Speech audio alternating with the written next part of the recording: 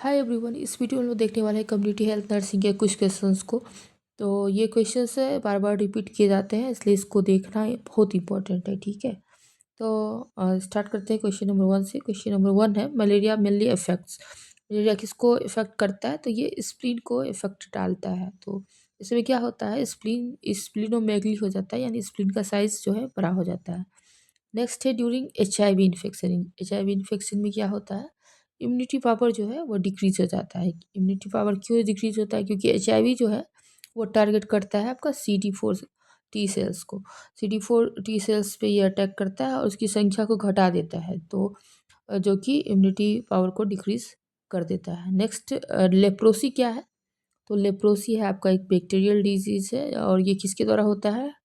Mycobacterium leprae के द्वारा। Next है MDT, देख लीजिए MDT जो है वो ट्रीटमेंट किसके लिए दिया जाता है? लेप्रोसी के लिए। और डॉट्स किसके ट्रीटमेंट के लिए दिया जाता है, वो आप लोग कमेंट करके बताएंगे। ठीक है, नेक्स्ट क्वेश्चन देखते हैं। क्वेश्चन नंबर 5 है, fever, whooping cough, body ache are the clinical features of.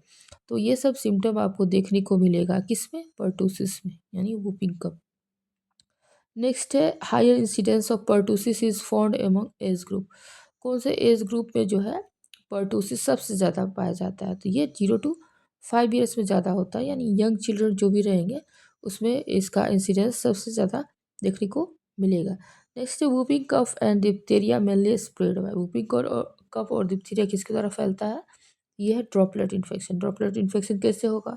Coughing से होगा या फिर स्नीजिंग से हो सकता है। नेक्स्ट है, chief complication of pertussis. Pertussis का जो चीफ कॉम्प्लिकेशन है वो क्या है? तो इससे ब्रोंकाइटिस हो सकता है, ब्रोंकोन्यूमोनिया या ब्रोंकिएटाइटिस हो सकता है। ठीक है, नेक्स्ट है, control measure of whooping cup includes.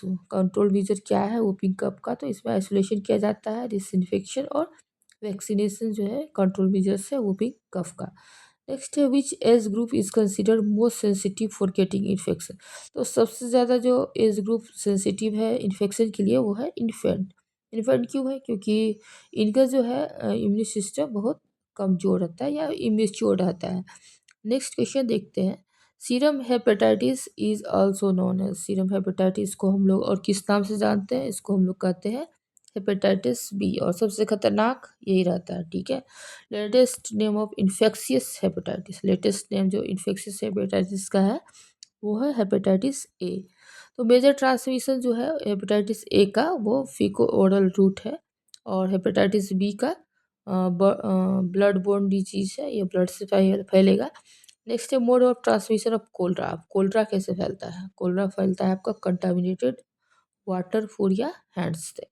Next है, प्रोफ्यूज वाटरी डायरिया, जो कि वोमिटिंग के बाद होता है। तो ये सिम्टम है आपका कोलरा का। और राइस वाटर स्टूल जो है वो मैनिफेस्टेशन है कोलरा का। और जो ब्लडी स्टूल होता है उसको हम लोग क्या कहते हैं, ये आपको बताना है कमेंट्स में। ठीक है, नेक्स्ट है, संकेन आई और hollow cheeks, subnormal temperature, decrease urine output, washerman's hands are the feature of. तो ये सब sunken eyes, hollow cheeks, subnormal temperature, ये सब आपका जो है वो क्लिनिकल फीचर है डिहाइड्रेशन का। नेक्स्ट है, positive organism of amoebiasis. Amoebiasis जो होता है वो उसका जो पॉजिटिव ऑर्गेनिज्म क्या है? इकोलाई। इकोलाई जो है ई हिस्टोलिका, एंटीमिवा हिस्टोलिका, इसका पॉजिटिव ऑर्गेनिज्म है एमोबियासिस का। नेक्स्ट लास्ट वन है, positive organism of ascariasis. Ascariasis का जो पॉजिटिव ऑर्गेनिज्म है वो है एस्केरियासिस लैम्ब्रोडिस। ठीक है, तो इतने क्वेश्चंस है जिसको हम लोगों ने इस वीडियो में देखा है, बट इसी टाइप के क्वेश्चन अगर आपको देखने को मिला तो उसको ज़रूर आप लोग एक बार देख लिया कीजिए, क्योंकि पॉजिटिव ऑर्गेनिज्म और कैसे फैलता है, और ये जो ट्रांसमिशन है या क्लिनिकल फीचर है, इस सब टाइप के क्वेश्चंस जो है बार बार पूछे जाते हैं। तो इन सब चीज़ों पे आप लोग को ध्यान देना होगा, क्योंकि हर एक कॉम्पिटिटिव एग्जाम में इनसे 1 से 2 क्वेश्चन, कहीं कहीं 3-4 क्वेश्चन भी आ जाते हैं। तो आप लोग उसके अकॉर्डिंग प्रिपेयर करिए। Okay, thank you and thanks for watching.